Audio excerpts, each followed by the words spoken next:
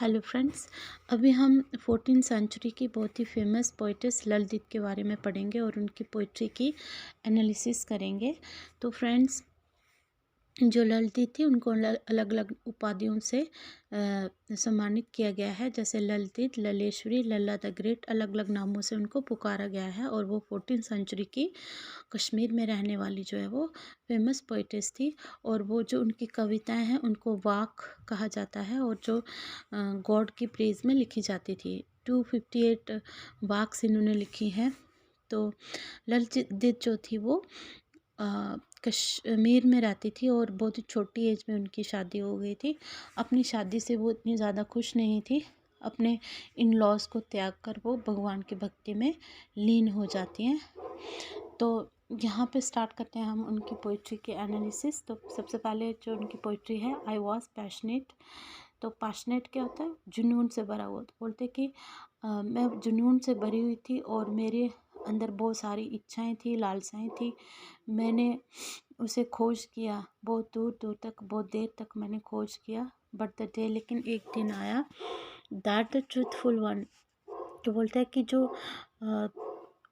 वो एक सत्यवादी यहाँ पे किसको कहा है? गॉड को कहा है। फाउंड मी, उन्होंने मुझे ही ढूंढ लिया।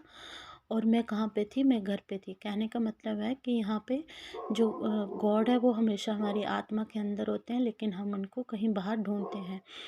तो हमें गॉड को किसी मंदिर, मस्जिद, गुरुद्वारे में नहीं ढूंढना चाहिए, बल्कि वो हमारे अंदर होते हैं, वो हमारी आत्मा के अंदर होते हैं। तो हमें गॉड को अपने अंदर महसूस करना चाहिए। तो यहाँ पे जो पोइटेस हैं वो आत्मा और परमात्मा के बीच में जो है वो बता रही हैं कि बहुत ही स्ट्रॉन्ग कनेक्शन होता है।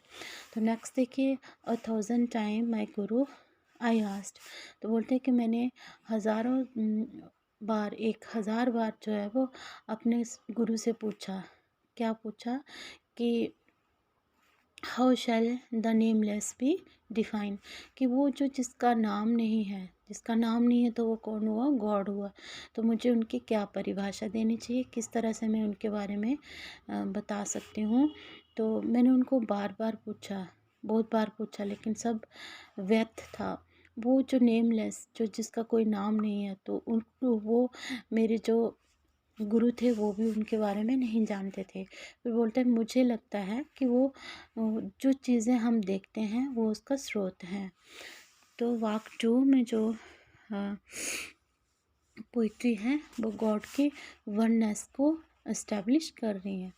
Next day will be erased in night. तो इरेज्ड होता है मिट जाना। बोलता है कि दिन जो है वो रात में मिट जाएगा। ग्राउंड जो है वो, ग्राउंड मीन्स यहाँ पे धरती जो है वो बाहर की तरफ फैल जाएगी। जो मून है वो उसको निगल लेगा। कौन? ग्रहण। एक्लिप्स होता है ग्रहण और स्वेलोड होता है निगलना। And the mind in meditation will be completely absorb. उसी तरह से, जिस तरह से ग्राउंड बाहर की तरफ एक्सटेंड हो जाएगी, दिन जो दिन है वो रात के द्वारा मिटा दिया जाएगा। और मून स्वेलो, एक्लिप्स स्वेलो कर लेगा मून को। तो उसी तरह जो हमारा माइंड है, तो वो मेडिटेशन उनको जो है वो अपने अंदर पूरी तरह से अब्जॉर्ब कर लेती हैं। फिर बोलते हैं कि हमें जो है वो कौन से जो what cloth should be so beautiful, कौन से जो कपड़े हैं वो सुंदर होने चाहिए और मोर सैक्रेड। तो यहाँ पे जो, या फिर बहुत ज़्यादा पवित्र।